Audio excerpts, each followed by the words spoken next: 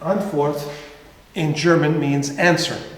So Verantwortung, which means responsibility, the concept of responsibility is etymologically built on the concept of an answer. And we see this in Emmanuel Levinas, again from the same text, from Totality and Infinity.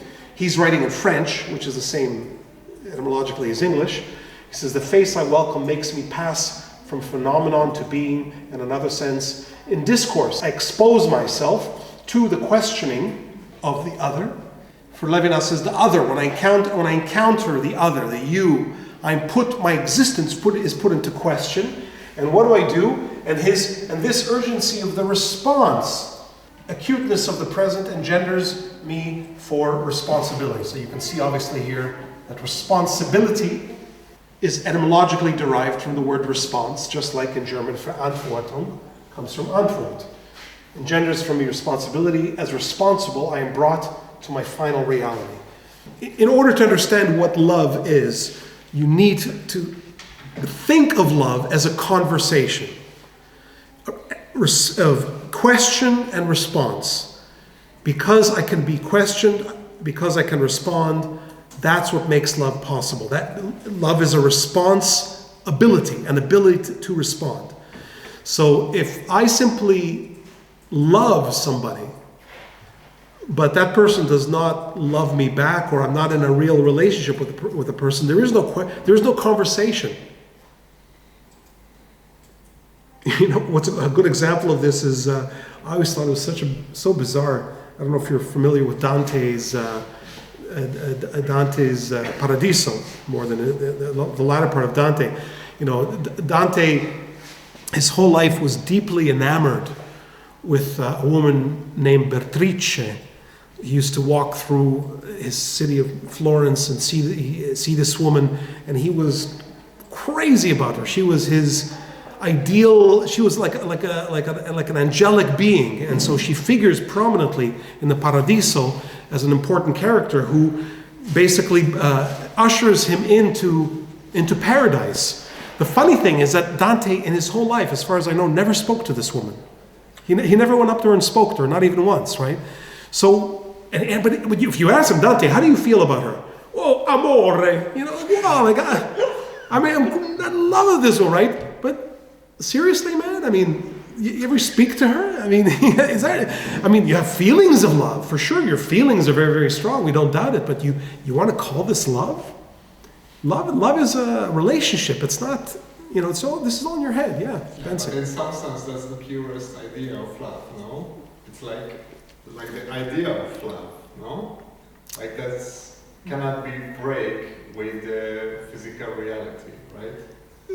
So it's somewhere here when you start to talk with someone and have like a conversation and everything, that it goes lower in some sense, of course. Yeah. So this is, if I may, you know, when I speak to younger people about marriage, my wife and I both. You should ask my wife. Actually, she'll tell you as well.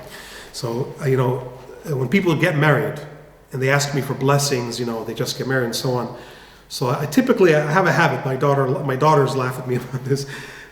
Typically, the first blessing I give is I say, "May your marriage be full of good fighting." You should fight a lot, because if you don't fight, you're not going to have a good marriage. And I'm very serious about that. I'm not in any way joking about that. That when you have a relationship with another human being, if you don't argue and if you don't fight, if you don't see the other person, your ideal of the other person breaking down in front of you, you're never going to have a relationship. You're never going to have a good marriage. You will work so hard to preserve the ideal of this other person that you have when you fall in love, that most likely you'll get divorced. I mean, that's, you know, that in fact, most relationships break down for that very reason, right? When you meet somebody, when you're going to get married, there is a lot of idealism for sure.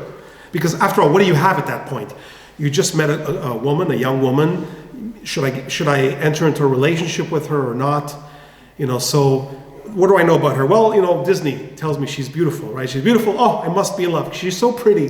Whenever I look at her, she's so pretty, And I'm sure she's the right woman for me. Oh, and she loves the same music that I love. We're made for each other. We like this. We both love Tom Waits. We listen to Tom Waits all day long. We love it. And, and we share, it's our favorite color is blue. We must be made in heaven. Romeo and Juliet, right? So, and the whole premise of this falling in love is that she's perfect and he's perfect, right? And if you work so hard in the first hours and days and weeks and months and years of a relationship to maintain that, she must be perfect. But of course you realize she is not perfect. She does not match the ideal, right? She does all these weird things that I didn't know about. And she is not what I expected. And the whole time she's thinking exactly the same thing of you. This is not the guy I married. It's not him, right? And I work so hard, and we both, you're not the person I married. You're not, but I am, right? And if you don't know how to fight, you have to fight it out, because what happens in that moment, the ideal is falling apart, and you enter and fight. You're not the person I thought. Well, no guff, I'm not the person. You're right, because we were dating, and I was creating an image for you to fall in love with. I was lying. When we were dating, I was busy lying. The Alter Rebbe, the founder of Chabad Chassidut, says there's no shidduchim without sheker. You cannot have a shidduch, an arrangement for a marriage, without lying. It's not possible, because if everybody told the truth, nobody would ever get married. Right? So you have to lie. In the beginning of a relationship, it's full of lies. But once you're into the marriage, you have to start telling the truth. And telling the truth means you have to fight.